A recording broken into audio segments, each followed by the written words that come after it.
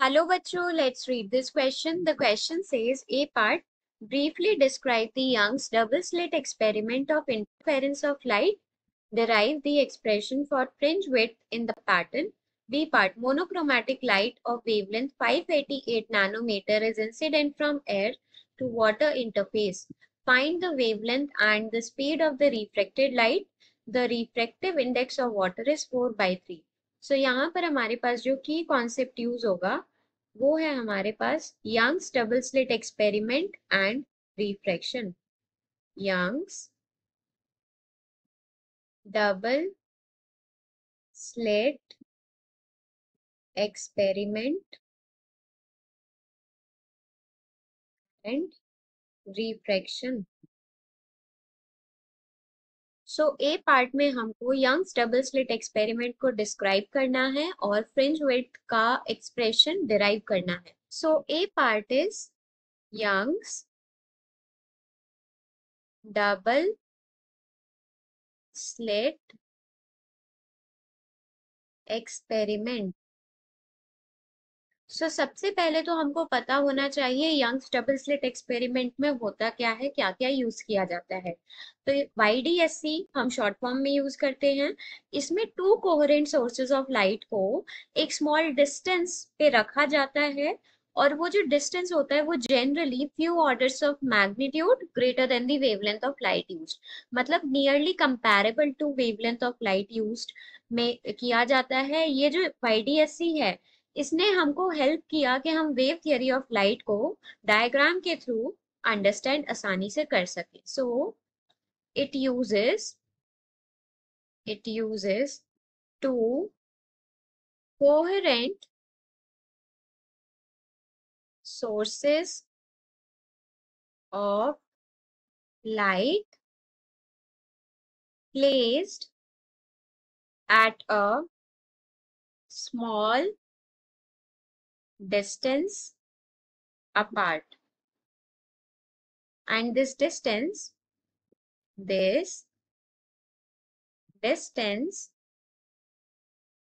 is usually a few orders of magnitude greater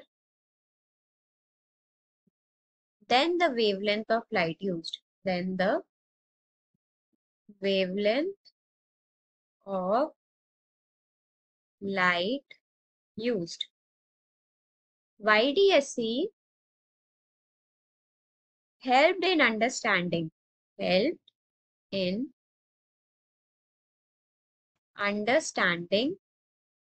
wave theory of light, wave theory of light। सो अगर हम इसका diagram draw करते हैं तो यहाँ पर हमारे पास दो स्लिट्स होती हैं। ये है हमारे पास स्लिट 1 S1 और ये है हमारे पास स्लिट 2। दोनों ही स्लिट्स में से जो लाइट पास होती है वो कोहेरेंट सोर्स की तरह एक्ट करती है। पीछे है हमारे पास स्क्रीन, दिस इज स्क्रीन। इन दोनों स्लिट्स के बीच का सेपरेशन हमने स्मॉल डी मान लिया और स्लिट्स से लेके स्क्रीन तक का जो सेपरेशन है वो हमने कैपिटल डी मान लिया। सो क्या होगा, पीछे से हमारे पास एक लैम्डा वेवलेंथ की लाइट आएगी और वो लैम्डा वेवलेंथ की लाइट इन दोनों स्लिट्स के थ्रू आगे पास करेगी। सो S1 और S2 से लाइट ऐसे पास करेगी। तो यहाँ पर क्या होगा, हमारे पास ये जो S1 एंड S2 है ये किसकी तरह एक्ट कर रहे हैं, ये कोहेरेंट सोर्सेस की तरह एक्ट कर रहे हैं। अब हमने यहाँ पे मान लिया कि जो स्मॉल डी है, small D is the distance between two slits, distance between two slits. और हमारे पास जो कैपिटल डी है, capital D is the distance between the slits and screen। So P जो है हमने मान लिया यहाँ पर P हमारे पास वो पॉइंट है जो कि मिडल ऑफ स्क्रीन पे बन रहा है। ये जो जस्ट सामने जो पॉइंट है हमारे पास वो हमने P पॉइंट मान लिया। अब क्या होगा, यहाँ से जो हमारे पास वेव्स निकलेंगी, लाइट आएगी, उनका इंटरफेरेंस होगा। अब वो इंटरफेरेंस दो टाइप का हो सकता है, एक होता है कंस्ट्रक्टिव इंटरफेरेंस और एक होता है हमारे पास डिस्ट्रक्टिव इंटरफेरेंस। तो यहाँ पर हमारे पास कंस्ट्रक्टिव इंटरफेरेंस भी होगा एंड डिस्ट्रक्टिव इंटरफेरेंस भी होगा। डिस्ट्रक्टिव इंटरफेरेंस भी होगा। तो यहाँ पर हमारे पास कंस्ट्रक्टिव इंटरफेरेंस भी होगा और डिस्ट्रक्टिव इंटरफेरेंस होगा। जहां पर हमारे पास कंस्ट्रक्टिव इंटरफेरेंस होगा, जहां पर कंस्ट्रक्टिव इंटरफेरेंस होगा वहां पर हमारे पास ब्राइट फ्रिंज बनेगी। क्या बनेगी? Bright fringe. और जहां पर हमारे पास डिस्ट्रक्टिव इंटरफेरेंस होगा वहां हमारे पास डार्क फ्रिंज बनेगी। डिस्ट्रक्टिव इंटरफेरेंस जहां पर होगा वहां पर हमारे पास dark fringe will be form. So अगर हम फ्रिंज विड्थ की बात करते हैं, किसकी? फ्रिंज विड्थ, जिसका एक्सप्रेशन हमको निकालना है। तो फ्रिंज विड्थ जो होता है, it is the distance between consecutive bright और consecutive dark fringes. So distance between consecutive bright और consecutive dark fringes। अगर हमारे पास जो है कंस्ट्रक्टिव इंटरफेरेंस हो रहा है तो हमारे पास जो पाथ डिफरेंस होगा for constructive interference,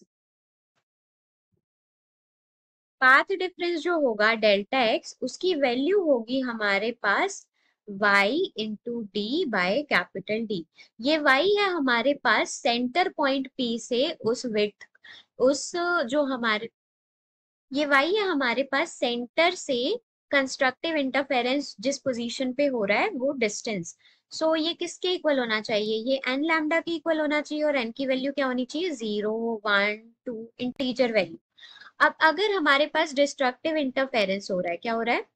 destructive interference अगर हो रहा है तो वहां पर हमारे पास जो पॉइंट P है वो डार्क होगा, मिनिमम इंटेंसिटी। तो यहाँ पर हमारे पास जो है y, इसको हमने y1 मान लिया, जहां पे कंस्ट्रक्टिव इंटरफेरेंस हो रहा है इसको हमने y2 मान लिया। तो y2 small d by capital D should be equals to 2m minus 1 into lambda by 2। यहाँ पर m की वैल्यू जो है वो हमारे पास 1 2 3 कुछ भी हो सकती है। तो ब्राइट फ्रिंज की अगर हम बात करते हैं तो ब्राइट फ्रिंजेस जो होंगी वो कहाँ कहाँ पे बनेंगी? Bright fringe will be formed at 0। अगर हम n की वैल्यू 1 डालते हैं तो बनेगा हमारे पास lambda D by small D, then 2 lambda D by small D, then 3 lambda D by small D. अगर हम डार्क फ्रिंजेस की बात करते हैं, डार्क फ्रिंजेस, तो डार्क फ्रिंज हमारे पास बनेगी लैम्डा डी बाय 2d पे, then 3 lambda D by 2d, then 5 lambda D by 2d। ये है हमारे पास डार्क फ्रिंजेस की पोजीशन। अब हमको निकालना क्या है? हमको फ्रिंज विड्थ बतानी है। तो फ्रिंज विड्थ क्या होगी? फ्रिंज विड्थ होगी हमारे पास दो कॉन्जिक्यूटिव बीटा, इसको हम रिप्रेजेंट करते हैं बीटा से। तो it is the distance between two consecutive bright fringe. तो सेकंड ब्राइट फ्रिंज हमारे पास कहाँ बन रही है? It is forming at lambda D by small d, और पहली ब्राइट फ्रिंज 0 पे, तो फ्रिंज विड्थ क्या हो जाएगी? Lambda D by small D. ये हम डार्क फ्रिंज यूज करके भी निकाल सकते हैं। तो सेकंड डार्क फ्रिंज हमारे पास बन रही है 3 लैम्डा डी बाई 2d पर, और फर्स्ट बन रही है हमारे पास लैम्डा डी बाई 2d पर। ये हो जाएगा 2 लैम्डा डी बाई 2d। 2 से 2 cancel, lambda D by D will be the final expression. हमारे पास फ्रिंज विड्थ का फॉर्मूला आ गया लैम्डा डी बाई स्मॉल। अब हमको बी पार्ट में क्या बोला है, बी पार्ट में हमको वेवलेंथ गिवन है 588 नैनोमीटर, वेवलेंथ गिवन है लाइट की, वो हमारे पास एयर में वेवलेंथ गिवन है, तो वाटर में उस लाइट ने ट्रैवल किया, तो हमको रिफ्रैक्शन होगा वहां पे, तो रिफ्रैक्टेड रे की हमको क्या बतानी है, वेवलेंथ बतानी है और स्पीड बतानी है। तो वेवलेंथ स्पीड का जो फॉर्मूला होता है, स्पीड इन डेंसर मीडियम, वो होता है हमारे पास speed of light in vacuum divided by mu. तो speed of light in vacuum क्या है, 3 × 10⁻⁸। म्यू की वैल्यू हमको गिवन है 4/3, सो ये हो जाएगा 4/3। सो 9/4 × 10⁻⁸ मीटर पर सेकेंड। सो ये आ जाएगा हमारे पास 2.5 × 10⁻⁸ मीटर पर। जो हमारे पास एयर होगी और जो हमारे पास वाटर है उसमें फ्रीक्वेंसी तो सेम है, तो F1 equals to F2। Frequency जो होगी फर्स्ट मीडियम में वो होगी हमारे पास V1/λ1, that should be equals to V2/λ2। अब V1 हमको क्या गिवन है, C, और λ1 की value lambda, that should be equals to V2 की वैल्यू V है और λ2 हमको निकालना है। सो λ2 की जो वैल्यू होगी वो हो जाएगी हमारे पास V λ/C। V की वैल्यू हमारे पास 9/4 × 10⁻⁸ इंटू लैम्डा की वैल्यू है 588 डिवाइडेड बाई C की वैल्यू है 3 × 10⁻⁸।